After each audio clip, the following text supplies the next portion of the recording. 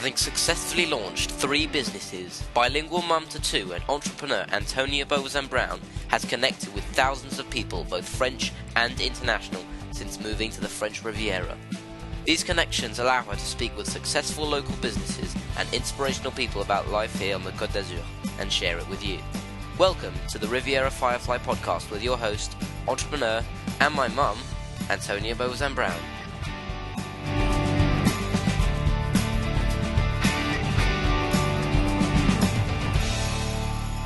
Hello Fireflies. Well, I'm thrilled to share this next Riviera Firefly episode with you as part of our lifestyle and health series. Joining me today is Tina Silva.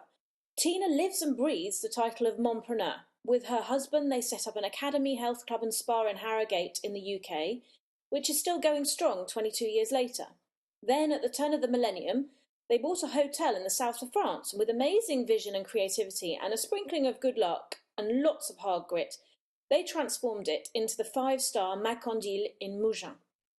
It has its very own Michelin-starred gastronomic restaurant and the simply gorgeous Candille Spa to suit our every beauty need.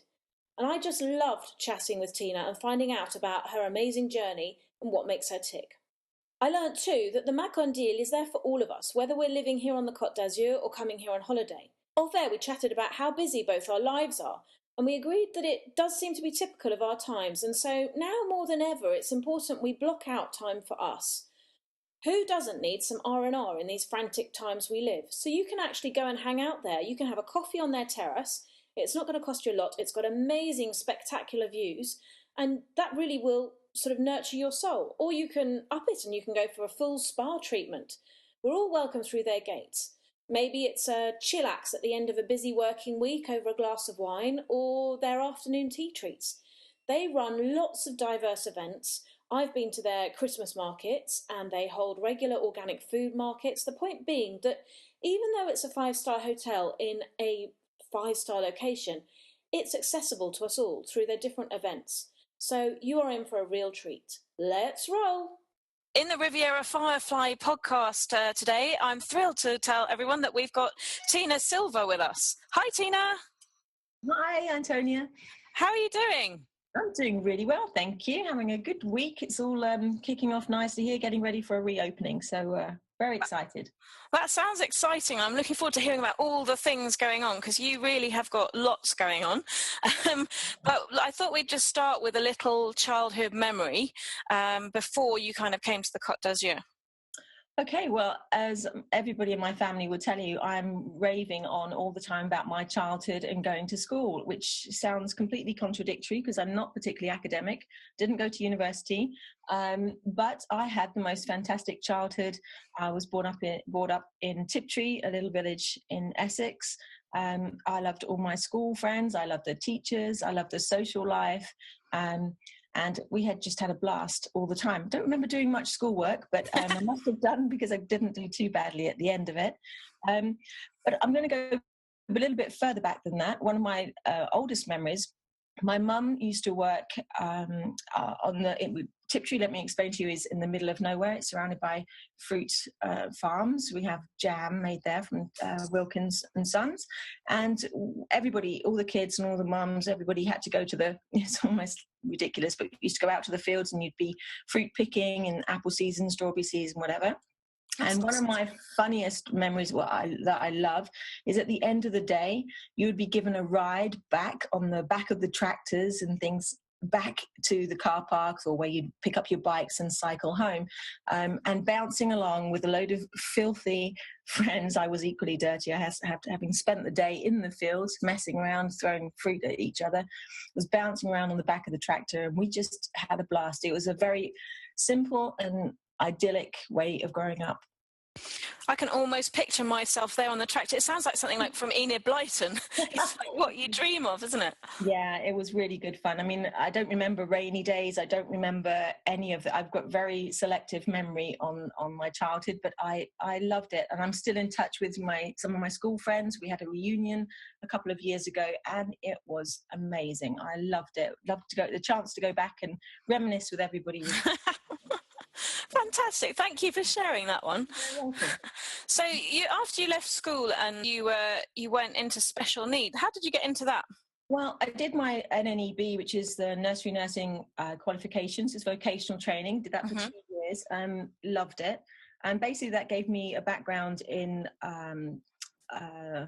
prenatal, antenatal, working in maternity hospitals at the time. That's what there was, those opportunities, all the way up to special needs for children up to the age of around 12, focusing mainly on up to age 7 or 8. And it meant you could work wherever you wanted in the world. There's always children, so it gave my bug for travelling quite a boost. I was in Yorkshire. I worked for Leeds Education Authority, and I was one of their special needs go-to people. So basically, if they had a child that started school with special needs, could be physical needs, it could be emotional needs, behavioural needs, whatever, I would get assigned to them for either the full week or just a few hours in the morning, and just go from one school to the other. And it was very, very rewarding. I bet. Very, very stressful sometimes, but you're just helping the kids that need it the most. So I have to say I really, really did love that. And what then led you in '94 to kind of move into the health spa and health club world? Well, there was opportunity, basically. We were living in Harrogate, just outside Harrogate. I was working in Leeds, so I switched over to working for North Yorkshire Education Authority, doing the same job, so just older children. It was fine.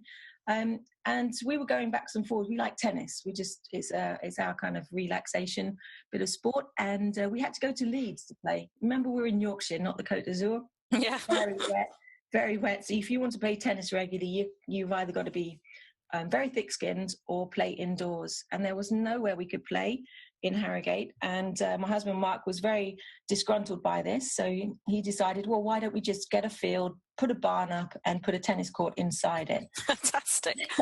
Simple idea, didn't quite go like that. Luckily, he did some market research, realized that if you want to do tennis, then you need to support it with a gym. If you have a gym, you need a dance studio, you need a swimming pool, all of that. It'd be nice to have a spa or a cafe bar. And then from my childhood, my childcare side was very much, well, you can't do all of that if you haven't got someone to look after the children. So we had a crash put in as well. And we started the Academy, Health Club and Spa. It's still going now, I'm very pleased to say. 22 and a half years later, some of the same team members work there with us today that started. So I'm very, very proud of that. Wow. That is amazing. I don't know how they put up with us, frankly, but they do. And they're doing a fabulous job. We kind of fell into it more by accident and then just ran with it. I totally believe in taking an opportunity. And if it excites you, then I think you should go with it. Take the risk. I love that, because I've set up 3 companies in the past, little ones compared to yours, but it's exactly that. If I couldn't find it, I was like, well, I'm going to set it up. And I love that because I just think it's such an intuitive thing. If you believe in yourself and you think, I'm sure there are other people that need and want this, let's set it up. But yes, because if you're looking for it, there's surely going to be quite a few others. I just have to kind of add in the caveat that yes, you've got to do some research to make sure you set it up with the right thing that everyone's looking for. Even if that means diversifying your original idea, then do it. No one has the perfect idea from the very outset. A lot of adjustments have to be made, but hey, it's fun. It's a scary ride, but it's a good one. And that's totally. That happened with me with Kiddieland. The idea that I started with isn't where we're at right now. So it's the same as you. It's not a barn. You suddenly realise actually you're going to need to have a slightly bigger complex. And you have to be ready to tweak and be flexible, and keep listening to the market and what they want. Oh yes, and that changes all the time. When we started the academy, everyone was saying you need squash, and we're not squash players, and it didn't particularly interest us. But we looked into it and decided, you know what? No, we're going to go for indoor and outdoor tennis as our base. And we would, if that meant we didn't please everybody, but we pleased the tennis players in the town, then we were happy with that decision. And what's fantastic. I was interviewing Faye Villalba yesterday, who's a yoga teacher, and one of her inspirational quotes was along the lines of, being paid to do what you love. So, you know, you worked in childcare, you love tennis, you've managed to pull both of those together and create a business, a very successful business. It's such a great... We're very lucky. I mean, it is that. It's fine. Sometimes you don't know what you're passionate about. You might work in something, you might train in something, and, you know, you do it and you do a great job, but it doesn't set you on fire. Yeah. And then you come across the most random thing. I mean, we could not have predicted having a health and leisure club. We could not have predicted having a hotel either, for that matter, and certainly not a gastronomic restaurant. So, but you go with it, and like I say, follow that enthusiasm, do some research, and get some good team people around you. Yeah. Really important. And so you just mentioned hotel. So that was in 2001. You spotted a property down here in the south of France. Yes. Well, basically, what happened there? Well, basically, if you go, it ties in with the academy. Through that, we started consulting, putting in small spas and small gyms into hotel chains, and had quite a few spas all over Europe. For another, they weren't ours, we were just putting them in and managing them. And one of the hotel chains we were working for was looking to buy the Candille in Mougins. We were putting in gyms and spa for them in England, actually, not in their other foreign property, and the deal fell through. They decided that actually had taken too long and it was no longer their goal to acquire it. And in a throwaway comment, they just said to Mark, hey, there's a deal. If you ever wanted a hotel, there's one in the south of France. The deal is almost ready to be signed. And Mark said, well, why not? Now, I had a huge list of reasons why not. Previous business I've already mentioned with all the spas everywhere else, I thought it was going to be too much. I am extremely happy that he overruled me on that. Don't tell him I said that. I won't let him hear it. It's just between you and me. Do you know, I was listening to this other podcast the other day, Amy Porterfield, and she was talking about in lots of relationships, you have the wow person and you have the how person. And so the wow is, I'm more a wow in my family. I'll come and I'll go, I've got this idea. And then my husband will be there, how are we going to do this? But you need that kind of check and balance, don't you? Yeah, you absolutely do. And I'm definitely the how, and Mark is definitely the wow. He comes up with the ideas. He has so much enthusiasm. He loves the stress, bizarrely, of the setup and the excitement. And I'm always looking 5 steps ahead of that and thinking, right, how do we get to that point? I understand the logic and I'm fully behind it most of the time, but how are we going to do that? And you need that on your team, don't you? Otherwise it's going to fail. If you have everybody being the dreamers, the visionaries, great, but you know, if you can't keep it going, it's going to be a peak and trough. And our goal is to maintain something, improve it, and to sustain the employment that we generate. I mean, that is a big thing for us. Just think about how many people we employ in England and here. All those rent and mortgages that are being paid, people are going off to school and whatever, and it's coming from them working for us. If we make a silly mistake for an ego boost or whatever, that is just not sustainable, and it will impact everybody, and we're very aware of that. And I'm very aware of that. But I think you're the same as me. When I started, and the risk, you know, I knew I had X amount of money in the pot to keep it going for X amount of months to sort of see if it works. But then when you have got a team and they are depending on that, you have to, you know, you can't necessarily open up a second one just like that. No. And to be perfectly clear, we've done businesses before and they haven't worked, and we've tried it. The theory behind it, the logic was clearly flawed, or we hadn't done our research properly. And you know, we closed the businesses, but the only people that lost out on that was us. It was our money that was invested, and we made sure everybody got what they were due. But nonetheless, still very difficult to let go of the staff who you've taken on, and they've joined you.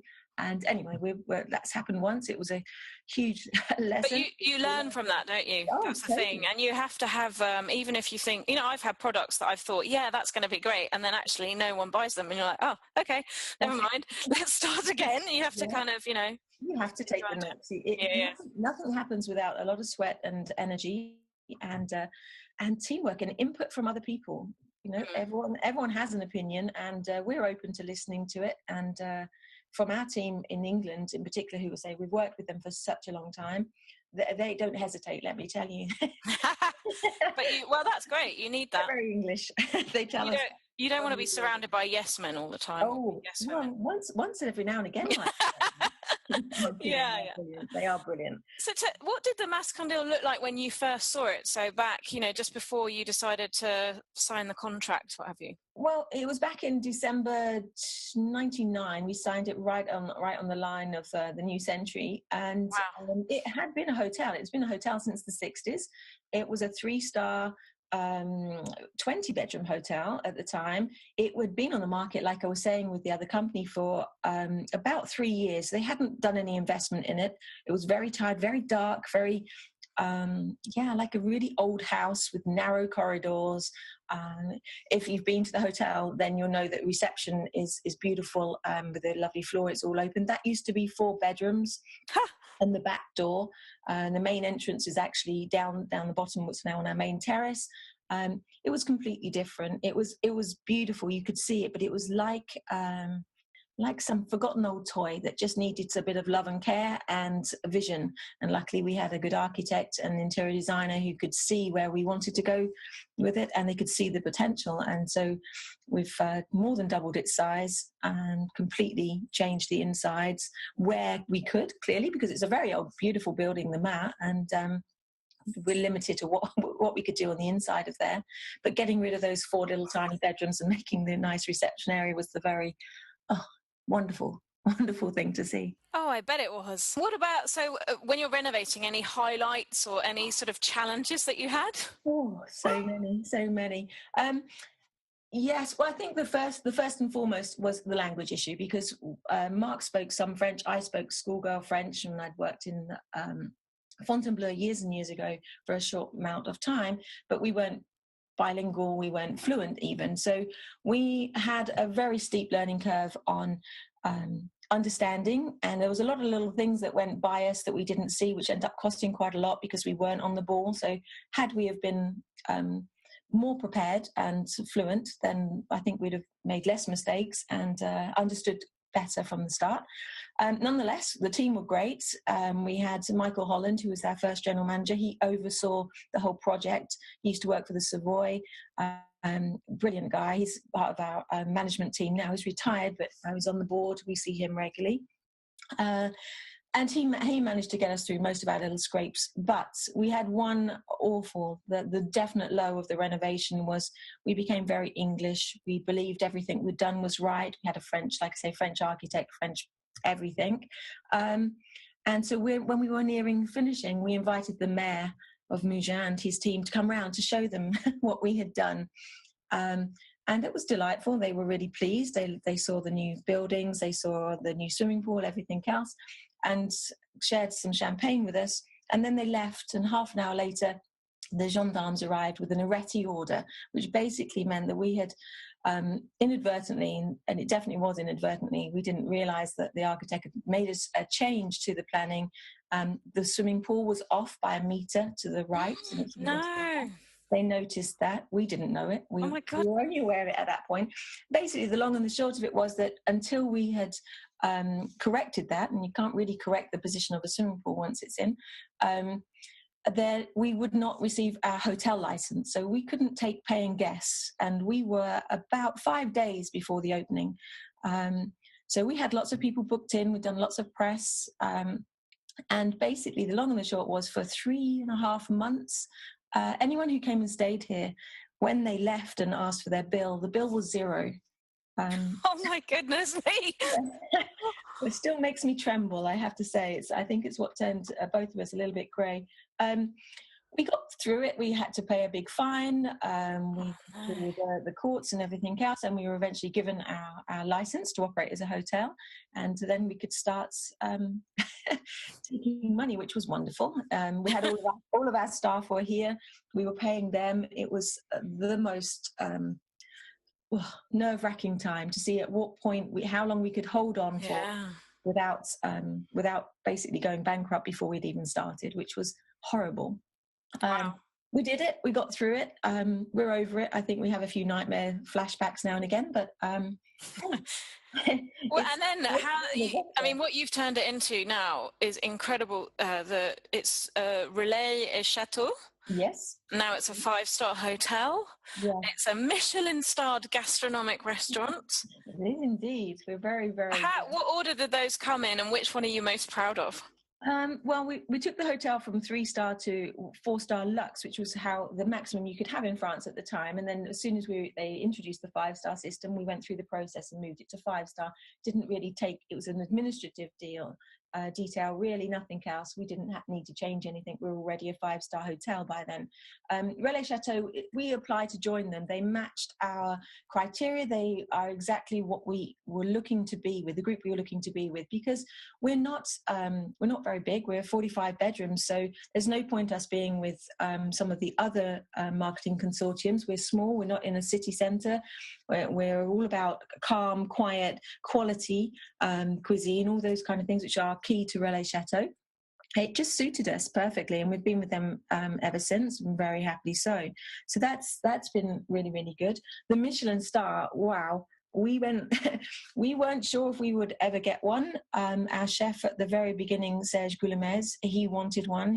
That was his target. We said we'd support it. Clearly, it would be a wonderful thing to have. And in 2005, so we opened in 2001. In 2005, we got the first star, which was just incredible. And I'm very happy to say that we've not had a break, touch wood, because the book is about to come out very soon. We haven't had a break since. So 12 years in, and at one change of chef, we've had David Chauvac now. He was Serge's sous chef for 8 years. Serge moved on. He's now working in the Caribbean.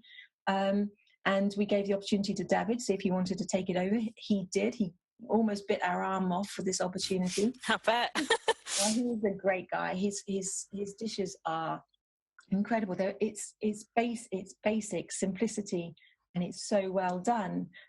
He's a local guy. He's from Cannes. All his family around here. He goes out picking certain herbs in the Var with his grandmother. He's learnt from what is instinctive in this area, what are the pluses of this area, and he exploits that wonderfully. So I'm very proud of David. He's done a great job. We're really, really happy. That's an amazing accolade. Have you seen that film, The 100-Foot Journey, about the Indian family that moved to France and set up a restaurant? Some amazing films out in the last year or two with stars and Michelin stars, and whether you should have them, whether you shouldn't have them, the good, the bad, and the ugly. And we just go with it. We are not aiming for a second. If we got one, that would be wonderful. Don't get me wrong. David would just be over the moon. But our goal is to maintain the 1-star that we have, and to keep developing, get us a really nice stable team in the kitchen, and just to have regular people coming back, locals, guests that come back every year. We don't want them to be disappointed. Obviously, he changes his menu every season. We also have a weekly menu, so he's always in the kitchen working on one thing or another. And sometimes we have guests come back from 2 years ago. They go, "Oh, you haven't got this on the menu anymore." We can do it. It's fine. You just let us know, and we can recreate it. The chefs are the same, but we don't want to be cooking the same thing year in, year out. So there's certain signature dishes stay, and the others get moved on a bit. And but yeah, we love it when we have guests come back and they go, "Can you just rustle me up that?"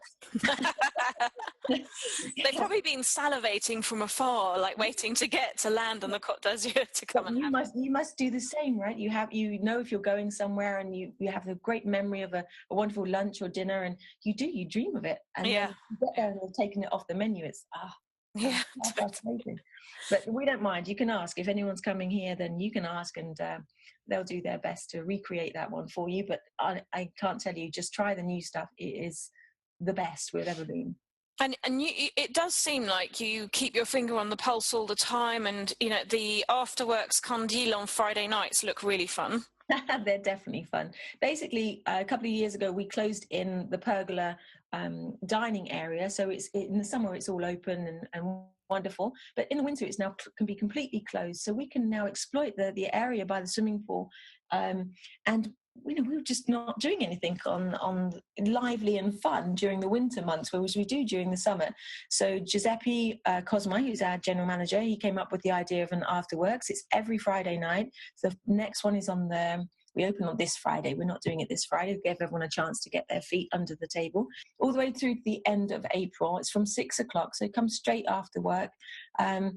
They tend to finish around midnight. Officially, we finish around 10, but nobody ever leaves and we don't make you. So it's wine by the glass, sharing platters of food. More often than not, live music. Sometimes we have a well-being evening, for example. We've got the reflexologist, shiatsu. We've got Stephanie who's doing our threading. And so during the evening, you can go and you can get a free trial of any of the alternative therapists we have in the spa, for example. Another time, it could be a piece of theatre that will be going on just to one side. So you can be chatting with your friends, and something is always happening.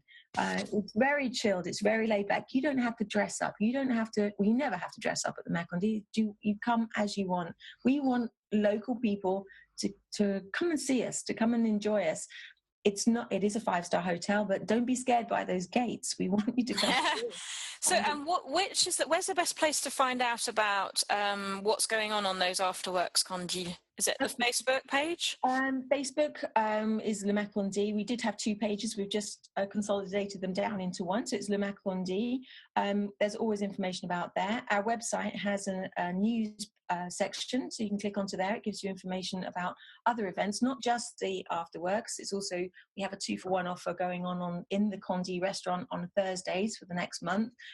There's live music that goes along with that as well. So all those kind of things. If we're doing any markets, we have a local supplier market occasionally during the winter months as well.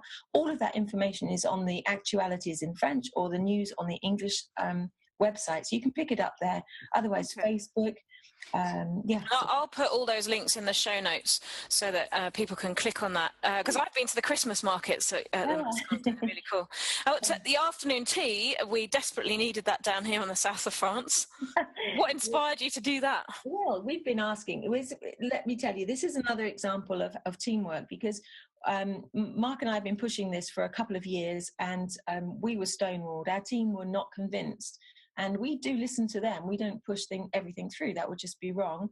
And then eventually, one of the team members came up with the idea, and we pretended we'd never heard of this idea before. And they all got behind it. So they wanted to do it. It's something that's come from them rather than us telling them you're doing it. Yes, you're right. We've got a bar that's sitting empty after lunch, before dinner. And we are English. We're English owners. There's a very much Anglophone philosophy about the hotel, as well as the French and the Italian that we have with our general manager too. And what an opportunity to have afternoon tea sitting in the bar by the fire. It's a champagne's included. It's just wonderful. We're just loving it. It's everyone seems to be. We've had no negative feedback so far, and it's available Wednesday until Saturday from 3 until 6.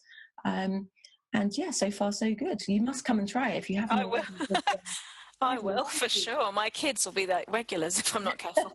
Maybe not for the champagne. No. So if you weren't busy enough, it looks like you're relaunching your spa as well in 2017. What's happening with that? Basically, since June last year, we introduced Spa, British brand. We've worked with them at the Academy since 1994, which is when they first launched at the same time as we did. They were our first brand that we put in place at the spa there. Sue Harmsworth, who is the founder of Spa, she's just an inspiration. If ever you get a chance to meet her, hopefully she's coming over in March. If you can get to come over to one of our press days or whatever, please do so, because she's just the best inspiration. We've been with Shiseido since the start, and it was a very successful relationship with them. And we are sorry to see them go, but we wanted to have a change. I say we've been going now a long while. We needed to mix it up a bit. We wanted some more natural therapies and some ongoing training for our staff, and also Spa. They give you new treatments regularly. So if you're a regular local client or regular coming back to the hotel and you want to have a certain type of massage, that's fine. But if you're staying longer or you're local, we can offer you numerous different options with a spa, which we were a little bit limited on with Shiseido. So we decided to do a complete rebrand. and we'll be reopening, on this Friday as a spa. The name used to be Shiseido Spa. We are now going to be Spa Candille. So we're kind of taking ownership back into our family. And it's with a spa. You must come and try it. Their pink hair and scalp mud is to die for, my personal favourite. But all of their treatments are incredibly relaxing, incredibly nourishing, and very good for you. Gosh, you've got a lot of perks to your job, having to go and test all these products, haven't you? Well, as I mentioned earlier on, I'm the guinea pig trainer. So when we have new staff in, I get offered the opportunity to come and be tested on as they do their practice. Unfortunately, I don't get any other opportunity to use a spa, but I'm working on it. I really need to. So are your kids going to take over the Silver Empire, do you think? Are they inspired to do that? That will depend on what day of the week we're on. We have 5 children altogether, aged between 31 and 18. 2 of them so far have done work here. One of them worked in the spa and in the restaurant. The other one worked both restaurants. Another one, Ben, the youngest one, he comes up with lots of ideas. Some of them we've put in place, which is great. They keep their eye on the ball. Rosie, who's over in Washington, she's keeping an eye on our website. I get regular emails in the middle of the night going, have you seen this mistake? Have you done this? You need to change this to that. So they all kind of keep their eye on it. Alex, who's in London, she was asking a few years ago about what the opportunities would be, but she's now in a fabulous position at work, and I don't think she would come over. But any of them are open and welcome to try, but they know they would start from the ground up. None of our children are going to get given management jobs. They're not going to just be handed it on a plate. It's not how we work. They know it, we know it. The 2 that worked here had interviews with the general manager. If they'd have done anything wrong, they would have been fired. They don't get any special treatment, that's for sure. But it's a great training ground for them, isn't it? Number one, to have seen it evolve and seen it grow with you and Mark, and then to get hands-on experience. Fantastic. Yeah, absolutely. And I know that Rosie again and Maisie are quite keen on the academy, but it's just where their life's taken them. They came here when they were really young. They're now bilingual. They're all over the show. I've currently got 2 in America, 1 in Russia, 2 in London. So fantastic. They're all over the show at the moment. And we don't want to imply to them any pressure that they are obliged to come back and work into the family in the future. If they want to, then fine. If they don't want to, then go fly, find your dreams, find what you're passionate about, and we will fully support them. Fantastic. It's a great mantra, actually. So if you're not in the spa making use of all the spa treatments, how do you relax down here on the Côte d'Azur? Have you got any tips you can share? Well, we love skiing, so in the winter you'll often find us up in Lamoni. So I know it's not quite the Côte d'Azur, but it's the same time away from here as going to one. We love Lamoni, so we go skiing up there, and even if it's a day, I mean, we're very blessed down here. You can go skiing in Gruyere, especially this year. They're having an amazing season, and that's an hour from us in Mougins. Hour and a half, hour and 45 minutes to the other things. So get up in the morning. If you can make that space in your diary, grab it and go. So my husband's gone up today. He's off to Lamoni this morning, left about an hour ago. He's back this evening. So take those chances, just do it. The other thing that we absolutely love is going for a walk around Cap d'Antibes. If you've not done it, please do it. It's the most stunning walk year round. Takes about an hour and a half, where we stroll very gently up and down the cliff faces there. It's just incredible. I think it's a real gem. We invite our guests to go there. I'd happily escort them and go with them if any of them need it. They're not too sure where they're going. So that's fabulous. And then in the summer, we're addicted to the sports plage on the Plage du Midi, down near Cannes-la-Boca, and also taking the ferry over to Saint-Honorat. These things are right on our doorstep, and we love them. And when we can, we don't get that many long breaks, but these are a morning, an afternoon, a couple of hours. It's just take those chances. We live in the most beautiful part of the world, and you kind of have to get away from your office, get away from your computer and go, right, I'm taking a break. And breathe. So Brilliant. Well, I'm going to add all those as well, because they are great. And we do forget you're kind of sort of at home and you might get caught up doing washing or gardening. And we do all have to get out there and enjoy it. And I started something on my cotedazurliving group, the community group. I want people to take photos when they're out and about and share them in that group so that we can try and promote the Côte d'Azur and bring the tourists back. Oh, great. Because I think that tourism's been hit a lot in the last 12 months. And oh, it certainly has. I mean, you'll see if you're on our Facebook, or mainly on Instagram and Twitter, we're using the hashtags Côte d'Azur Now, Côte d'Azur France, which is the main tourist office, are pushing to try and remind everybody just how beautiful this place is. And we pretty much, I don't think there's an Instagram picture we've got that hasn't got one of those hashtags in. We're not just talking about us and promoting the hotel. We promote the region, and it's exactly that. The local groups, we can do a lot to tell the world. You know, we can't let one or two awful attacks, so they may have been in France, we cannot let that stop us from enjoying and living our lives. So because then they win. So totally, and that's just not allowed. Absolutely. What about, so down here in France, are there any funny customs or traditions that you've come across that Yes, well, there's a really strange thing that, I mean, I find it hysterical. We have an end of year party for our staff. It's a Christmas party, but it's actually always in January, just before we do the annual closure. And it's just the most funny thing.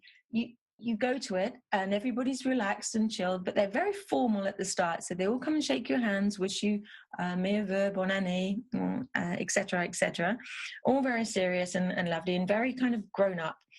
And then there's a point in the evening, which is usually about an hour in, when a song is played. I don't know which one it is. I've never learned it. But everybody in that room stands up, waves their arms around, and sings the loudest voice possible and joins in with this song. And it's from nothing. So it's very extreme, from being the quiet, grown-up evening to this manic kind of dancing, woohoo. And then they sit down and they pick up these blowpipes. And the biggest battle ensues, where they're just blowing these coloured balls at everybody. It's violent. It's like inside. And I swear to goodness, if anybody had seen the room in the first 5 minutes and they pop back half an hour later, it's black and white different. The first few times I was shocked. I thought, first of all, wow, I thought these people would party a bit harder than this. And then 10 minutes later, I'm thinking, what happened? Madness. Every year, exactly the same thing. And I love it. And I've gone to Christmas parties in the academy. Nothing's like that. That nobody is beyond themselves. They're not drinking too much, but there's like a switch goes off. They all know when it is, and bang, the party's started. And I love it. I have to say, seeing them do that is one of my highlights of the year. I absolutely love it. I'm scared, but I love it. I love it too. It sounds fantastic. Have you found it easy meeting other people down here? Not to start with. I have to say I was quite naive when I came. Our children were in French schools, and I thought anyone I heard speaking English was a tourist on holiday, so I didn't really think that I could get to know them. And the parents of the first schools were a little bit tough to break down. And afterwards, I mean, some of them are still my best friends now. And they were very protectionist. They were saying, we're so used to English people or foreigners coming in, making friends with their kids, make friends with our kids, and a year later they disappear and our kids are left gutted. So they were just protecting themselves. And once you understand that, and you go, yes, but we're here to stay. We have a business here. This is a life decision we've made. And you just have to persevere. You have to be a bit stubborn and just keep turning up and keep smiling and keep saying hello. And you break them down. And once you do, they are the most welcoming people. I've had no issues with anybody at all. It's great. It's just that first 6 months, I'm going to say, because it realistically it's a tough move at the start if you just go the French route. Once the children moved to international classes, albeit in French school, we started mixing with a few more international people, but we kept our French friends, and I'm very glad that we did. I'm glad that we have French doctors, we have French dentists, we have French hairdressers. It's things like that. Get yourself into the community. Absolutely. And just, I mean, Facebook for that with the local groups is very, very helpful. But I do wonder if it doesn't hinder you a little bit, because you can end up in an expat bubble. Yeah, totally. That's a bit of a shame, because if you just risk it, you made the risk to come here, you took that giant step, then throw yourself into it wholeheartedly, and yeah, it's useful.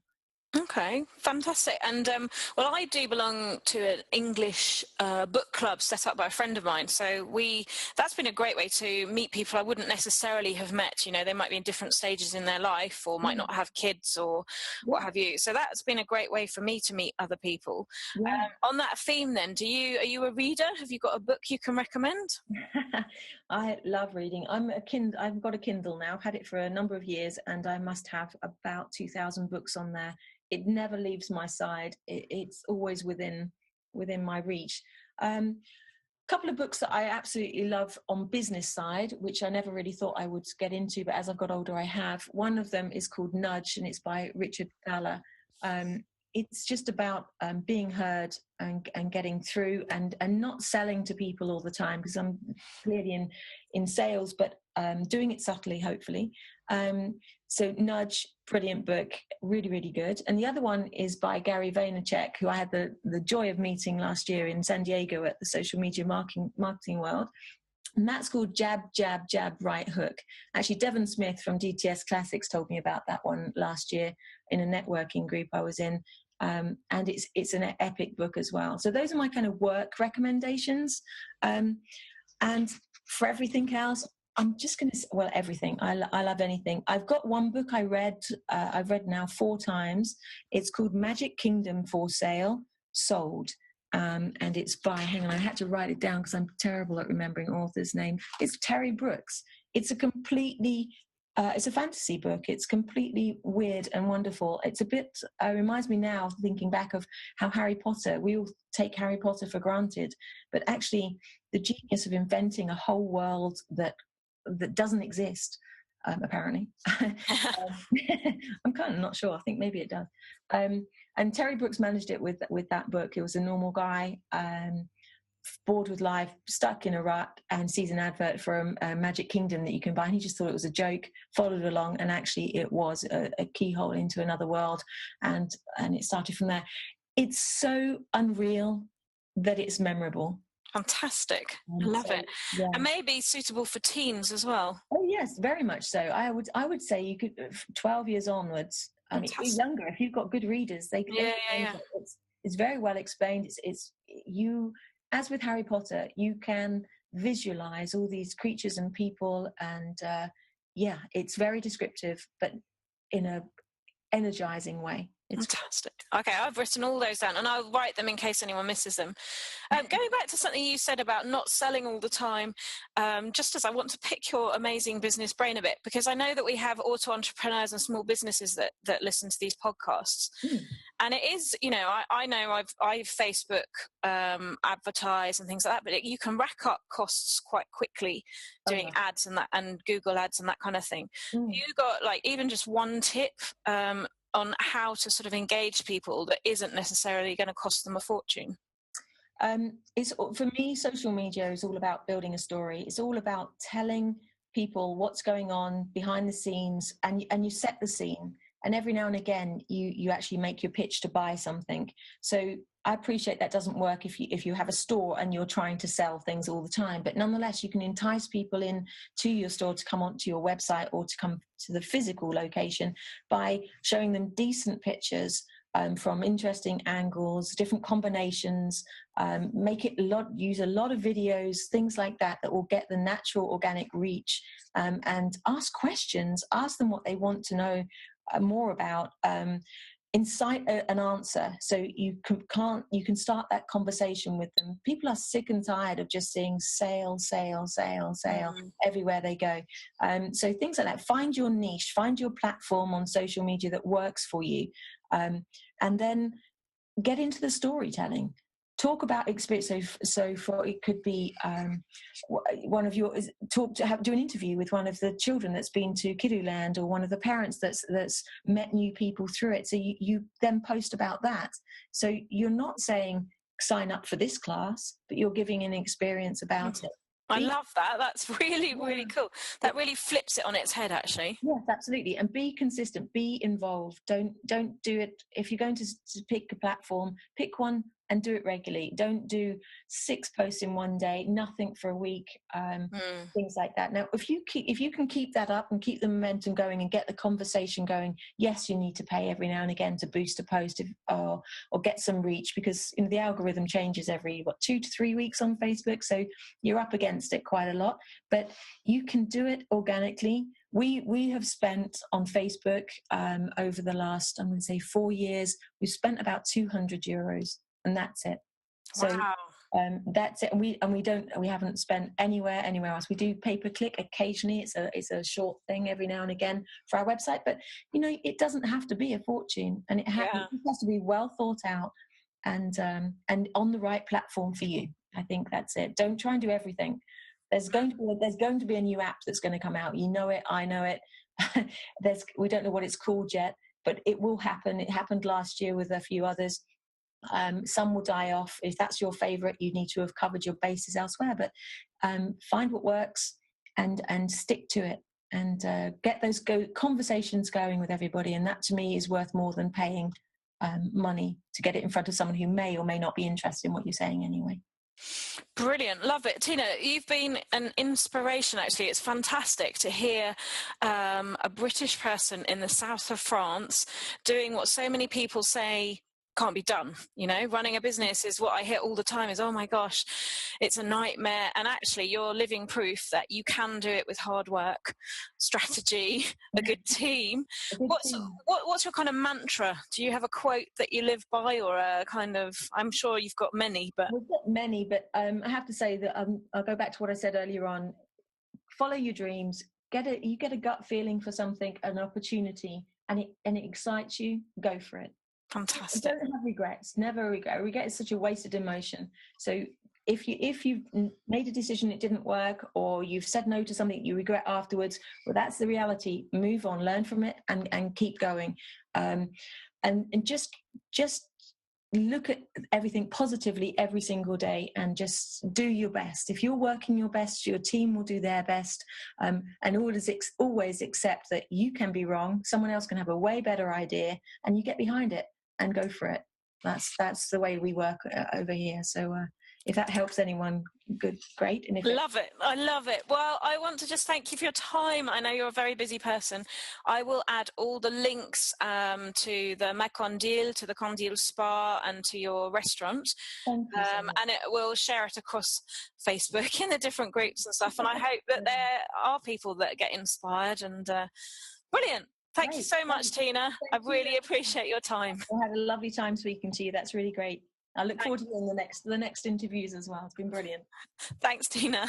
Thank you. Wasn't that just brilliant? We learnt so much about some great local must-visit places, but also some total business gems, no matter how big or small you are. I'm going to have to listen to that again, I think. I'm actually writing right now a to-do note to myself, an action to take time and to go out to the after-work party and breathe in that view. Maybe I'll see you there. I also want to check out a treatment and the spa range this year. With Valentine's and Mother's Day coming up, there's a hint there for you, Mr. B. So, note to ourselves, don't be scared of the 5 stars. Let's enjoy and support this fabulous local family-run business. Okay, Fireflies, that's a wrap. Thanks for listening. This episode was brought to you by Riviera Firefly for cotedazurliving by your host and my mum, Antonia. Please subscribe, like and share. Until the next time.